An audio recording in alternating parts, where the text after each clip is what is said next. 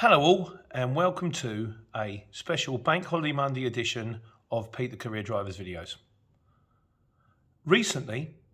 Fairly recently, I asked you guys, have you got any questions you want to ask the CX?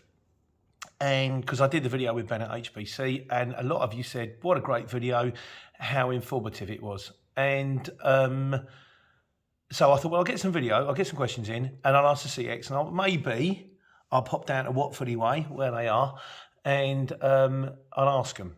But gracefully, they said, we might do it. And then they said, actually, we don't want to do it, which is fair enough, because they're under no obligation, whatever, I asked, also, but I still had the questions anyway. So I thought, well, what I'll do is I'll have to do a video with someone, what I'll do is I could just read the questions out and get you guys to answer them. Or I could maybe go and see Ben, which is lovely because he kind of knows the inside track on all this kind of stuff, but it means shipping over to HPC to do it. Or I can find someone else as stand-in. And now I've got this funky new phone, which I just did a video about, the Samsung 21 Ultra with it's called Director's View. It's not called Director's Cut. And because it's Bank Holiday Monday, and just for a laugh, I kind of thought, well, we'll do it. And we'll do it as an interview with the CX. But obviously, the CX don't want to answer the questions, and it's a bit of a slob going over. So what I've done is I've employed Steve. People that know the videos in the past will probably recognise Steve, and will notice that Steve, who's normally over there in the corner, is missing. And now I can flick from one camera to the other. I will be asking the questions to Steve. Steve, hello. That's Steve. Steve is the wooden man that a million years ago, when I was driving past the art shop in Leighton Buzzard, and I went into the lady and went, where did you get that wooden man in your window? She said, funny you should say that, because we're thinking of selling it. Because we're thinking of selling it, because we're changing the window display. So I ended up buying Steve. He's a full-size wooden man. And Steve today will be speaking on behalf of the CX. What I'm going to do is I'm going to read the questions out. And I'm hoping that the CX maybe will watch the video. Maybe they'll add a bit. Or some of you guys out there, they've got your own feedback on it, might answer. Either way, if the CX watch the video, then they'll hear the questions and they'll hear the problems that some of you have got that have been flagged, and hopefully they will address them. So that's what we're going to do. So I'm going to start the interview now. Steve, question one from Arpad. He says, good morning. He says, the CX interview would be great. I would definitely recommend that you ask, can you regulate waiting time? Waiting time for 90 minutes and having a handball, a van full of parcels and no extra cost is bad for everyone. For the driver, because they're statistically losing business opportunities. It's bad for the shipper because they'll never get that driver to do the job again. And finally, the CX could be losing out because that driver might not renew next year's subscription. It's worth to consider they're offering services against commodities, and yet this is not the case. Everyone loses. It's simple economy.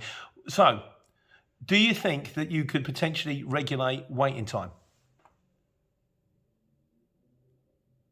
Okay.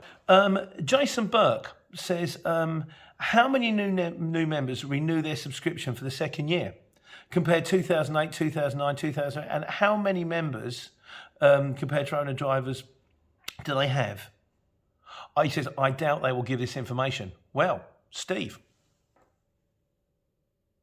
I think Jason's right there. Steve's refusing to answer. Are you refusing to answer, Steve?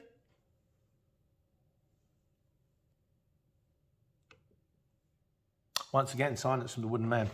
Donnie Dalton says, would it be possible for shippers to post the weights and heights of a pallet? Surely the shipper knows what's going to be collected, so why can't they put this information on the system? They know all this information because if they didn't, they wouldn't be able to quote for it. Like most forms you fill in on the internet, unless you answer all the questions, it will not let you go to the next part. The CX could certainly integrate this into their system. A description is not too much to ask, nor is a weight. Paul Davis, a similar argument. He says,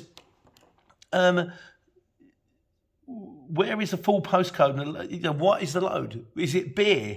Is it sizes and weights should be there? And also Gary McConaughey, he says, why is it not compulsory for a shipper load supposed to show the weight and size of the load? Steve, why is this? Why can members of the CX just post loads without not mentioning whether it's alcohol, without mentioning size, or without mentioning weight?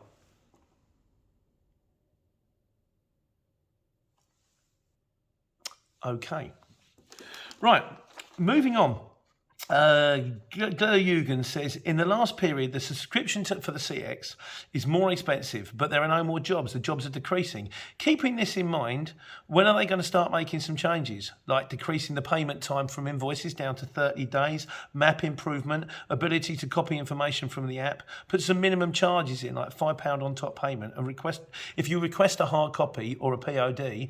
An interesting one, Steve. From an environmental point of view, not all shippers require a hard copy of a POD. But that POD, if you've got to send it through, is costing you time and money. Why is it that jobs that require a hard copy are also expected to quote for the ones that don't?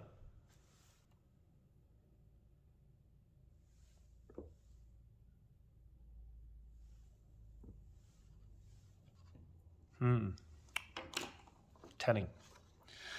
Paul Ashcroft. A quick one for you here, Steve. Why are cars and motorbikes allowed when you have to have a minimum of a van to join? Sorry, what was that?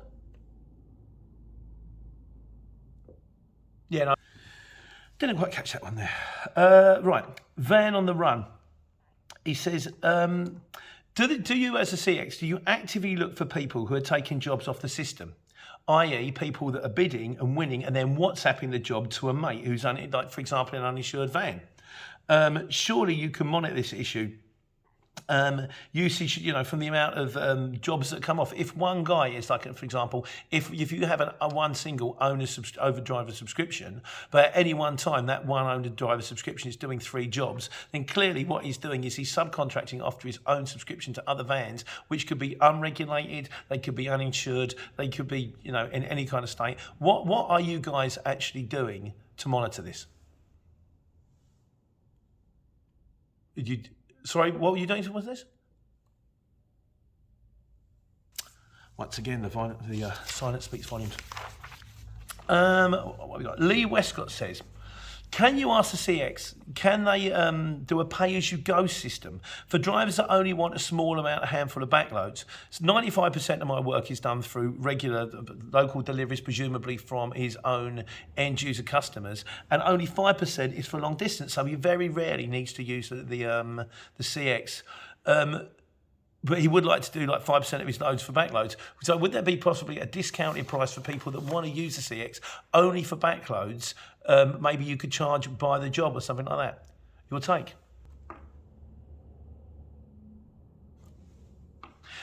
Dolly Dorn makes another good point.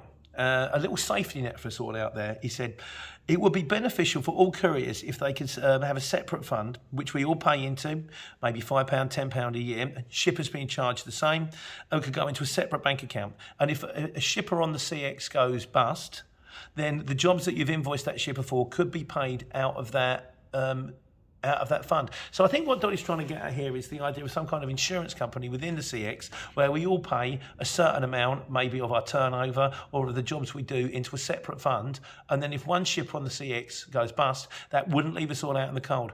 What do you think to that idea, Steve?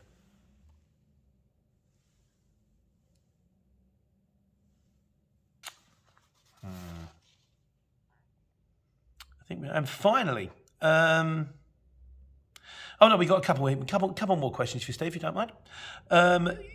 Rumbata 10, he says, could the CX make it so that shippers can include a drop pin location, an exact pin drop-off location where the booking is confirmed? Ideally, it would be nice on Google Maps. Also, I know recently I've mentioned there is what 3 words.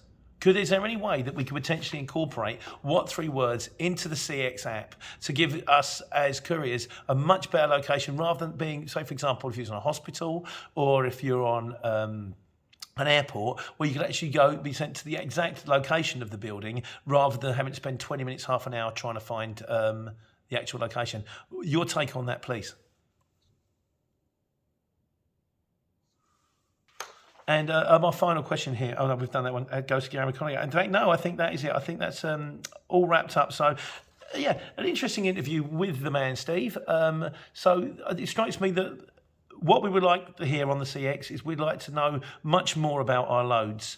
How heavy are they? Is handball involved? What do they entail? And also a better idea of location, and also the possibility of maybe a pay-as-you-go system, an insurance system, and just general better location markers. Anyway, that's it. That was my questions to the CX.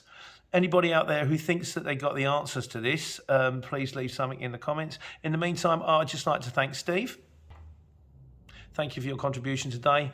And this has been me, unusually in a shirt, a tie, and a jacket, doing interviews for the CX. Happy Good Monday, happy Bank Holiday Monday. Take care, but don't take money.